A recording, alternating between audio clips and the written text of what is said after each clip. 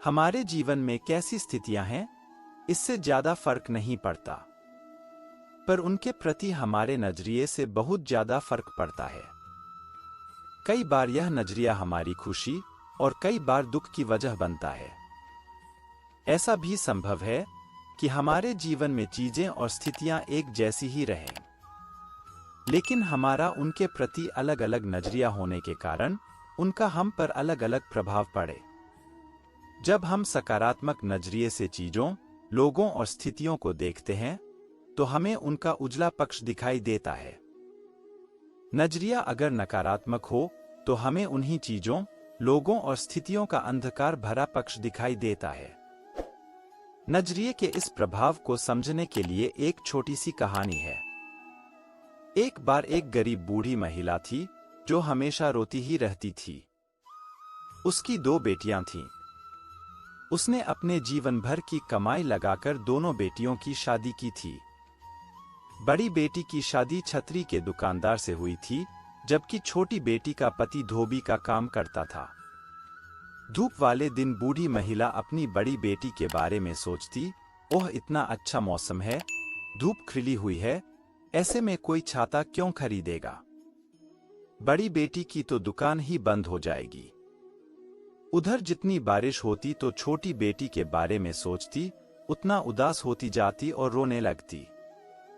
इसी तरह जब बारिश होती तो वह अपनी छोटी बेटी के बारे में सोचने लगती, ओह अब उसके गीले कपड़े कैसे सूखेंगे? उसका तो काम ही कपड़े धोना और उन्हें इस्त्री करना है।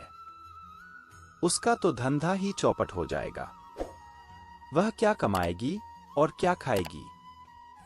वह बारिश के मौसम को देखते हुए कुछ इसी तरह सोचती रहती और उदास होकर रोने लगती। इस तरह धूप होती अथवा बारिश, दोनों ही स्थितियों में वह बेहद उदास हो जाती और आंसू बहाने लगती। यानी कि धूप होती तो वह बड़ी बेटी को याद करते हुए रोती, बारिश होती तो छोटी बेटी को याद करते हुए रोती। उसके पड़ोसी भी उसे चुप नहीं करवा पाते। वे मजाक में उसे रोने वाली बुढ़िया कहने लगे। एक दिन बूढ़ी महिला एक संत से मिली। वह यह जानने को बहुत उत्सुक थे कि वह हमेशा क्यों रोती रहती है। बूढ़ी महिला ने उन्हें वजह बताई तो वह हंसने लगे। अब तुम्हें रोने की जरूरत नहीं, मैं तुम्हें खुश होने का रास्ता बताऊंगा। संत मुस्कुराते हुए बोले। बूढ़ी महिला के मन में संत के प्रति अगाध श्रद्धा थी। उसने उनके पैरों में अपना सिर रख दिया। उसे यकीन नहीं हो रहा था कि कोई उसे दुख से बाहर निकलने का रास्ता भी सुझा सकता है। वह संत के सामने हाथ जोड़कर बैठ गई। तब संत ने उसे कहा कि तुम्हें कुछ नहीं, बस एक छोटा सा बदलाव करना है। धूप वाले दिन तुम्हें अपनी छोटी बेटी के बारे में सोचना है कि उसके कपड़े सूख जाएंगे और धंधा खूब चलेगा। वह बारिश वाले दिन अपनी बड़ी बेटी के बारे में सोचना है कि उसकी छतरियां खूब बिकेंगी और उसकी अच्छी कमाई होगी। बूढ़ी महिला को अंतत बात समझ में आई। उस दिन के बाद धूप हो या बारिश, लोगों ने उसे रोने की बजाय मुस्कुराते हुए ही देखा। अब लोग उसे रोने वाली बुढ़िया की जगह मुस्कुराने वाली बुढ़िया पुकारने लगे। श्री कृष्ण कहते हैं, इस बूढ़ी महिला की तरह हम भी अपने गलत नजरिए के कारण दुखी हैं।